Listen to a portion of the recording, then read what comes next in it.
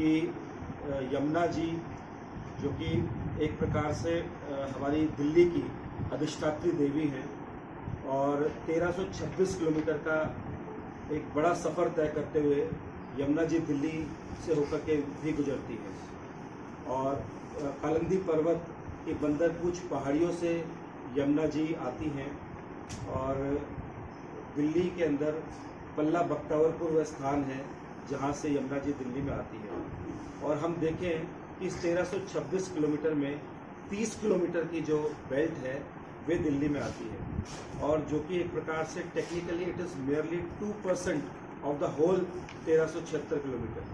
और अगर हम देखें जो कहीं ना कहीं हम सब की ये जिम्मेदारी बन जाती है और हम इसे महसूस करें कि यमुना जी किस प्रकार का माहौल दिल्ली में यमुना जी का है। 90% ऐसा देखा गया है कि यमुना जी को जो दिल्ली के अंदर जो गंदगी होती है वो दिल्ली ही करती है। केवल 2% का पार्ट दिल्ली में आता है और 90% गंदगी हम पैदा करते हैं। और चाहे बड़े बड़े इंडस्ट्रीज हैं, पॉल्यूशन की यूनिट्स हैं, चाहे घर का जो वेस्टेज है, हर प्रकार की वेस्टेज यमुना जी में जाती है। लगभग 22 जो स्पेसिफिक नाले हैं जो एक प्रकार से ऑथराइज रूप से माने जाते हैं, 22 नाले पूर्ण रूपेण गंदगी को डालते हैं यमुना जी में सीधे तौर पे। बिना किसी ट्रीटमेंट के जब पानी जाता है तो निश्चित रूप से वह गंदा नदी को करता है। हालांकि नेशनल ग्रीन ट्राइब्यूनल ने भी पहले भी कई बार कहा है कि जो पानी का मिनिमम फ्लो ऑफ वाटर है उसको मेंटेन करने के लिए 10 से 15% पानी पूरे साल नदी के अंदर छोड़ने की आवश्यकता है, ताकि जब फ्लो ऑफ वाटर रहेगा तो वह गंदगी को भी बहा के ले जाएगा और पानी के अंदर जो जीव जंतु हैं, जो पानी की अपनी एक ताकत है, उसको बनाए रखने के लिए जो मिनिमम फ्लो ऑफ वाटर है उसके लिए कम से कम नदियों के अंदर 10 से 15% पानी साल भर छोड़ा जाए। तो यमुना परिवार काउंसिल संस्था की यदि हम बात करते हैं तो हम बीते 5 वर्षों से परम पूज्य स्वामी चिदानंद सरस्वती मुनि जी महाराज, परमाध्यक्ष परमार्थ निकेतन ऋषिकेश, उनके सानिध्य और मार्गदर्शन में लगभग 4 वर्षों से अधिक समय से दिल्ली में यमुना जी को लेकर अलग अलग प्रकार के कार्य कर रहे हैं। इसमें महाआरती का आयोजन, वृक्षारोपण, ट्री प्लांटेशन, सफाई अभियान, जागरूकता अभियान, इस प्रकार के कार्यक्रमों को लगातार किया जाता है। देखिए, अब सरकारें अपना काम कर ही रही हैं। अभी हमने देखा है कि जो पीछे सरकार गई है और नई सरकार जो आई है, उन सब में यमुना जी का जो विषय है वो महत्वपूर्ण विषय है। आप देखेंगे पहले 5 साल 7 साल पहले केवल चुनाव के दौरान ही नदी की, यमुना जी की बात की जाती थी। दिल्ली की एकमात्र नदी यमुना जी है। हालांकि बहुत पहले दिल्ली में साहिबी नदी भी होती थी जो सूख गई और सूखने के बाद वो नजफगढ़ नाला बनी। और नजफगढ़ नाला, आप मतलब नदी को नाला कहना मुझे लगता है कि बात ठीक नहीं है, परंतु हम दिल्ली वासियों ने और पूर्व की सरकारों ने ही शायद योजनाबद्ध तरीके से मान लिया कि नदी नाला बन सकती है और सूखी हुई नदी को बजाय ठीक करने के, उसमें पानी की व्यवस्था बनाने के, उसे ऑफिशियल तरीके से नजफगढ़ नाले का नाम दिया गया और जिसको विधिवत रूप से वजीराबाद के बाद जाके मिला दिया गया। और दिल्ली में जो 90% एक प्रकार से पोल्यूशन हम पैदा करते हैं, नजफगढ़ ड्रेन का उस पर बहुत बड़ा रोल है और जो 22 नाले हैं उनका भी रोल है। बिना ट्रीट करे एसटीपी के बिना पानी को डाल दिया जाता है। 39 एसटीपी अभी हमने आरटीआई लगाई थी, जिसमें से जवाब आया कि मैक्सिमम एसटीपीज बंद पड़े हैं, कम ही एसटीपीज चालू हैं। पूर्व की सरकार का ये कहना था कि क्योंकि एसटीपीज खर्चीले हैं, क्योंकि व्यवस्थाएं कम हैं, तो इसलिए सीधा अनट्रीटेड वाटर उस पर चला जाता है। परंतु नदी एक प्रकार से शास्त्रों में वर्णित है, आध्यात्मिक रूप से भी, धार्मिक रूप से भी, पर्यावरण के रूप में भी नदी का महत्व है, पानी का महत्व है। ये केवल जीवनदायिनी नहीं है, यह मोक्षदायिनी भी है। अब अगर हम धार्मिक रूप से बात करें तो आप सूर्य की पुत्री हैं, आप छाया की पुत्री हैं यमुना जी, भगवान कृष्ण की आप चौथी पटरानी हैं, यमराज की बहन है और आप शनिदेव जी की बहन है। तो आध्यात्मिक और धार्मिक रूप से भी आपका महत्व है। लेकिन उससे पहले हम पर्यावरण की अगर सीधे तौर पर बात करें तो बिना जल के तो जीवन कैसे कल्पना की जा सकती है। और दिल्ली के लिए तो पानी का मूल स्रोत ही यमुना जी है। वो बात ठीक है कि अब गंगा जी का पानी भी दिल्ली में उपलब्ध है, परंतु यमुना जी का पानी बहुत महत्व रखता है। तो इसलिए पूज्य स्वामी जी के दिशा निर्देश के अनुसार दिल्ली में यह कार्य लगभग 4.5 वर्ष पूर्व आरंभ हुआ। इसमें आरतियाँ कराई गई। हम देखेंगे कि 2021 में एक महाआरती का आयोजन इसी प्रकार से वजीराबाद सूर्य घाट पे किया गया, जिसमें दिल्ली भाजपा के पूर्व अध्यक्ष श्रीमान आदेश गुप्ता जी का रहना हुआ। उसके पश्चात 2022 में भी पुनः वजीराबाद पे ही सूर्य घाट पर आरती की गई। इसमें अनेकों कलाकारों से लेकर मुख्य रूप से कन्हैया मित्तल जी की प्रस्तुति रही और अनेकों हमारे जो सामाजिक कार्यकर्ता हैं, राजनीतिक क्षेत्र के लोग हैं, पर्यावरणविद हैं, वैज्ञानिक हैं, उन सब का आना हुआ और वे सब लोग वहाँ आए। जो तीसरी महाआरती का आयोजन किया गया वह ITO पे जो छठ यमुना घाट है, यहाँ पर भी यह आरती आयोजित हुई। और माननीय रामनाथ कोविंद जी का भी हमें उसमें कंफर्मेशन आया, हालांकि कुछ टेक्निकल कारणों से, बल्कि होम मिनिस्ट्री की टीम ने विजिट भी किया और वो सारा कुछ हुआ, परंतु लास्ट मोमेंट पे कोई टेक्निकल कारण की वजह से उनका कहना था कि जो एक रैंप की बात थी, इस वजह से वो कैंसिल हुआ।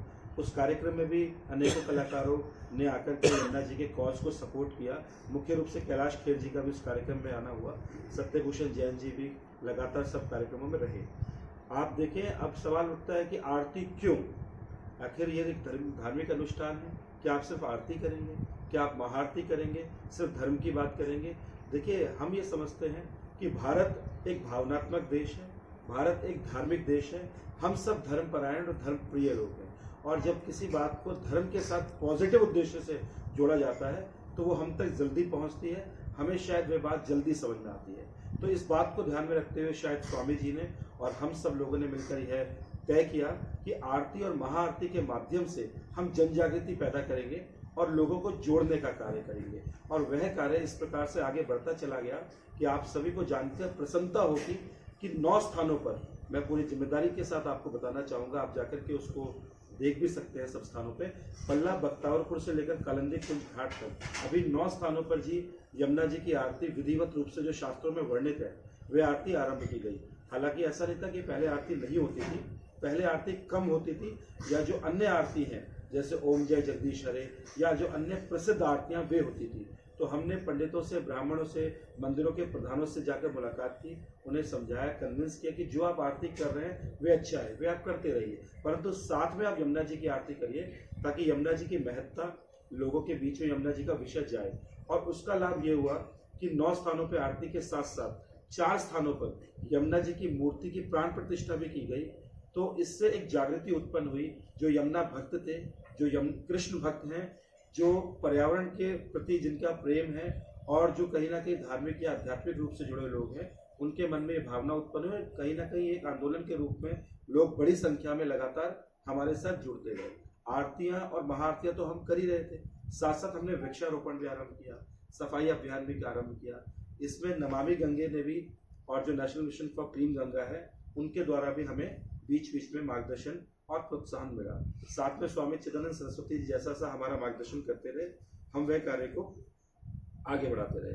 अब विषय है जिस विषय के लिए आप सभी को हमने आग्रह किया है और आमंत्रित किया है। हमारा आपसे विनम्र निवेदन है कि हम एक सामाजिक संस्था हैं, आप सभी जानते हैं, आप प्रबुद्ध जन हैं, बुद्धिजीवी हैं, इंटेलेक्चुअल्स हैं, और आप, मुझे लगता है कि हम ये कहने में अतिशयोक्ति नहीं है कि आप लोकतंत्र का चौथा स्तंभ है।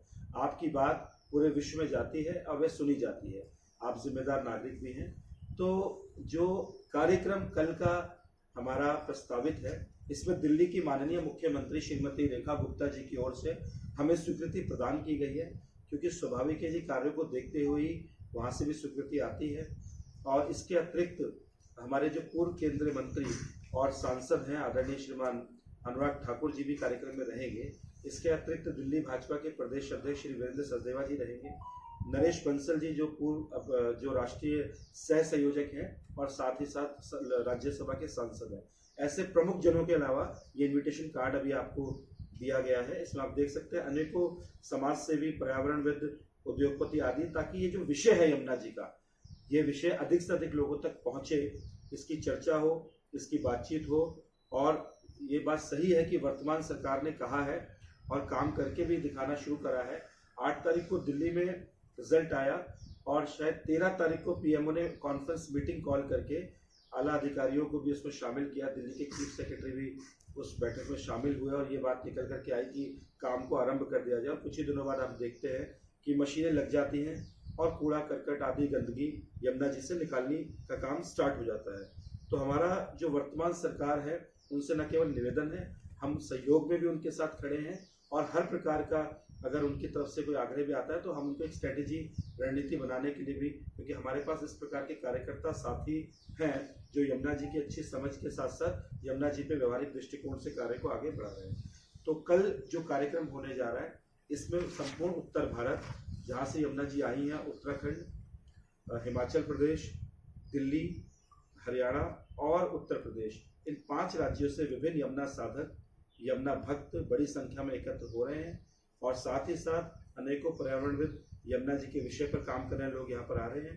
तो आप लोगों के माध्यम से विषय देश और देश के बाहर जाए, ऐसी अपेक्षा और उम्मीद के साथ इस प्रेस कॉन्फ्रेंस को आज यहाँ पर आयोजित किया गया है।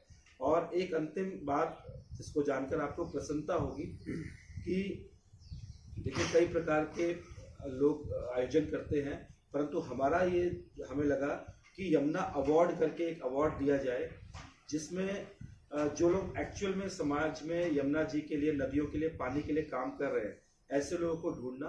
और साथ साथ में देखिए आरती, क्योंकि हम एक सामाजिक संस्था है, हमारे लिए कोई भी कार्य करने के लिए स्वाभाविक है कि उसको समाज को जोड़ करके ही, और हर सामाजिक संस्था की एक लिमिटेशन होती है, हम उन लिमिटेशंस के साथ ही काम करते हैं। तो जो पंडित हैं, ब्राह्मण हैं, मंदिरों के अध्यक्ष हैं, उनकी समस्याएं लगातार बनी रहती हैं। कहीं मंदिर तोड़े जा रहे हैं, कहीं उनके पास आर्थिक समस्याएं हैं, कहीं मछुआरों गोताखोरों की समस्याएं हैं। ऐसे लोगों के बीच में लगातार काम करना, उन्हें कन्विंस करना, आरती के लिए लगातार प्रयासरत रहना, हर दिन आरती हो इसकी चिंता करना। अभी 8 स्थानों पर लगातार आरती होती है और 9 स्थानों पे, 8 स्थानों पे एक समय आरती होती है और वजीराबाद सूर्यघाट पे 2 समय आरती होती है। एक स्थान जो वजीराबाद है, वहाँ यमुनेश्वर महादेव मंदिर है जो तोड़ दिया गया है, वहाँ 2 समय आरती होती है, बाकी स्थानों पे 8 समय आरती होती है। तो आप देखें कि लगभग 4 वर्षों से लगातार इस आरती का आयोजन करना, ये आरतियाँ फिर आगे महाआरतियाँ, उनकी समस्याओं को उठाना, उनके बीच में काम करना। तो उस सारे में हमें जो लगता है कि ऐसे लोग जिन्होंने सही मायनों में यमुना जी के विषय को आगे बढ़ाया है, जो आरतियों के साथ साथ अन्य नदियों और पानियों पे काम, और इसमें सभी जो हमारे यमुना साधक, यमुना भक्त कार्यकर्ता कार्य कर रहे हैं, उनका भी इसमें सारा परिचय भी है। और ये हमारे जो अतिथि हैं, तो आप लोगों से बस आग्रह इतना ही है और विनम्र निवेदन है, एक परिवार के नाते हैं हम सभी, कि आप लोगों के माध्यम से विषय देश भर में जाए और कल अधिक से अधिक आपके पत्रकार बंधु, मीडिया जगत के लोग वहाँ पर आएँ, ऐसा विनम्र निवेदन के साथ। क्योंकि मुख्यमंत्री जी वहाँ चुनरी मनोरथ, एक अंतिम बात, चुनरी मनोरथ एक ऐसी परंपरा है जिसके द्वारा देवी का सत्कार किया जाता है, माँ का सत्कार किया जाता है। ये परंपरा विशेष रूप से तो उत्तराखंड में ही होती है, परंतु गुजरात के लोग भी इसे करते हैं, मथुरा वृंदावन के लोग भी इसे करते हैं। तो चुनरी मनोरथ का विशेष कार्यक्रम कल रहेगा और हम माननीय मुख्यमंत्री जी से भी निवेदन करेंगे कि दिल्ली के मुख्यमंत्री चुनरी मनोरथ करके माँ यमुना का सत्कार और श्रृंगार करें। साथ ही अभिषेक, यमुना जी का अभिषेक शास्त्रों में वर्णित है, अभिषेक किया जाएगा और यमुनाष्टक, जो यमुनाष्टक है उसका भी जयघोष उद्घोष वहाँ किया जाएगा।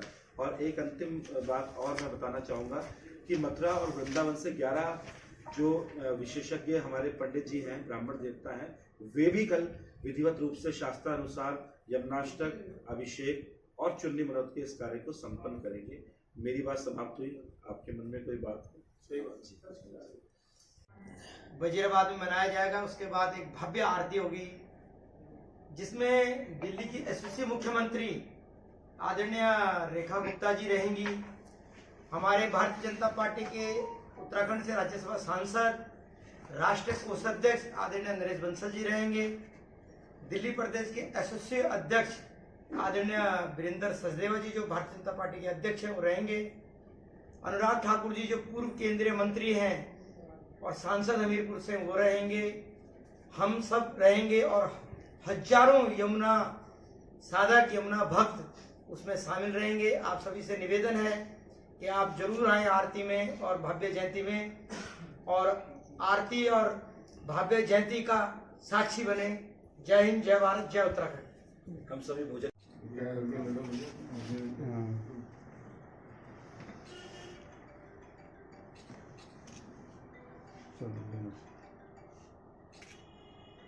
बोली यमुना महारानी की जय, यमुना मैया की जय। बहुत बहुत धन्यवाद।